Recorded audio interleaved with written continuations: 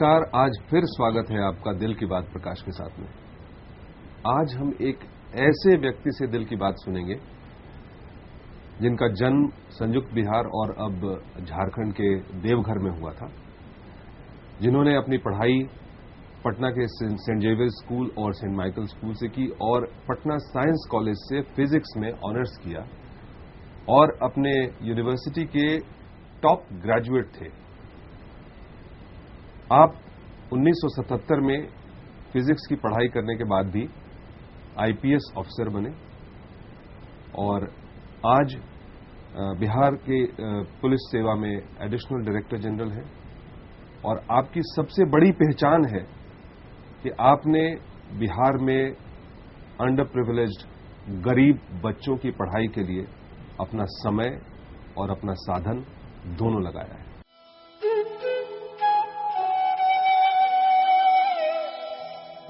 अभय आनंद, एक तेज तर्रार ईमानदार पुलिस अधिकारी अभय आनंद, 1977 बैच के बिहार कैडर के आईपीएस ऑफिसर अभय आनंद फिलहाल एडीजी पुलिस ट्रेनिंग के पद पर तैनात है।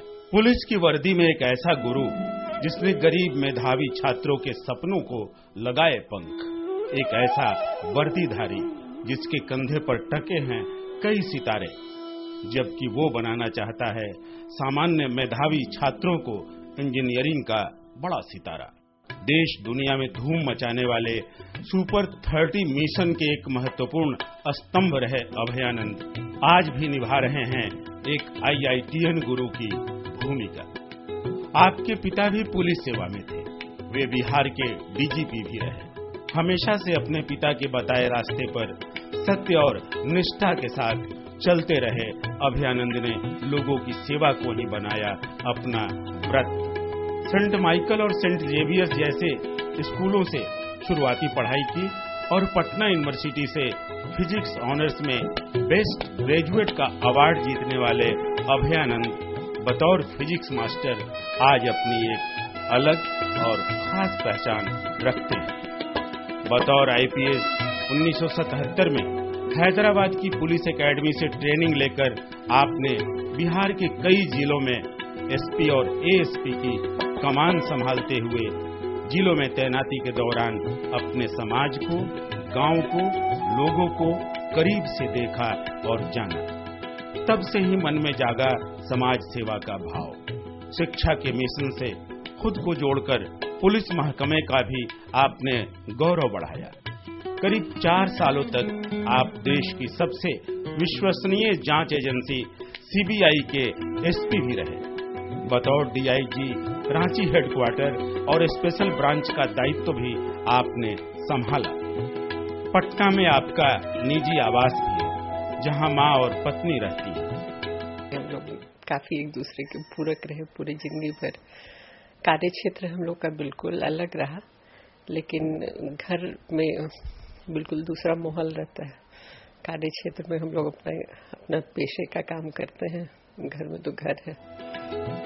सरकारी सेवा की बंदिशों से इतर आपकी पत्नी हर शनिवार एक निजी नर्सिंग होम में गरीबों का मुफ्त इलाज करती हैं। यूं कहें तो समाज की सपरिवार सेवा, शिक्षा और कर्तव्य निष्ठा का निर्वहन ही है अभय आनंद का फलसफा।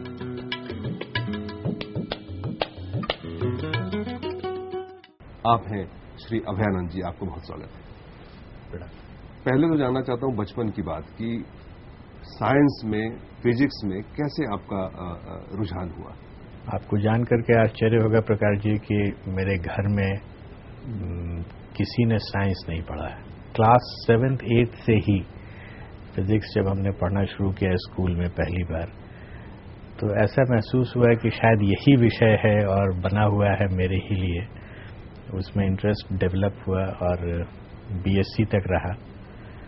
बाद में फिर जैसा आपने बताया मैं नौकरी में आ गया, परंतु ये फिजिक्स कहीं न कहीं अंदर में एक, जिसको अंग्रेजी में लेटेंट कहते हैं, ये लेटेंट था और फिर उभर करके बाहर आ गया।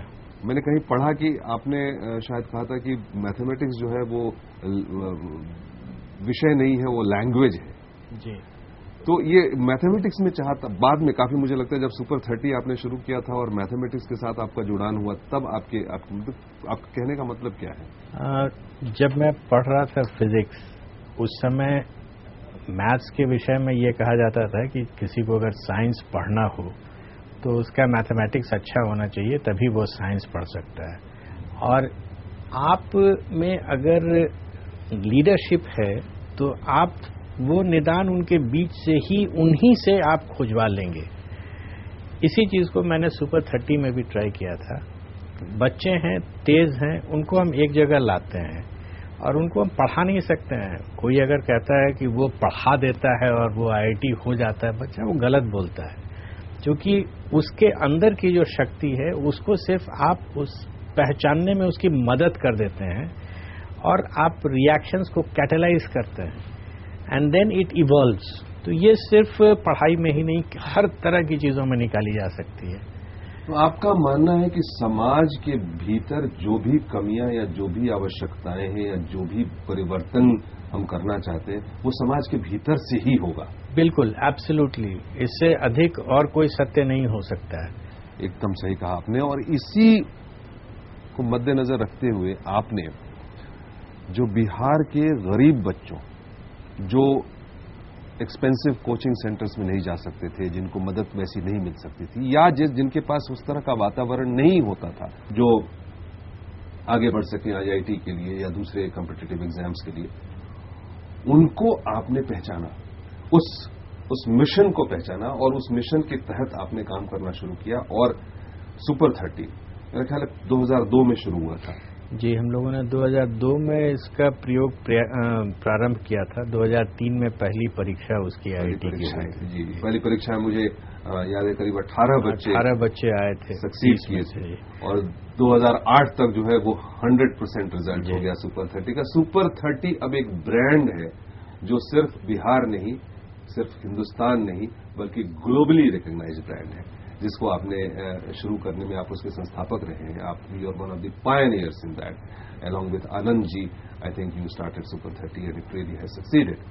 मैं कई बार, मतलब आज सालों से मैं देख रहा हूं और आपके बारे में सोचता हूं, मैं समझता हूं आपकी खाकी वर्दी और आपकी टोपी जो कई बार आपको देखा है वैसे, और उस रूप में मैं देखता हूं। मैं फिल्में बनाता हूं तो मैं पुलिस वाले को देखता हूं और पुलिस वाले के बारे में जो धारणाएं आमतौर पर लोगों से, और ये पुलिस वाला कब, किस दिन, कैसे आपके मन में आया कि ये एक एम है कि मैं इन बच्चों को IIT पहुंचाऊंगा?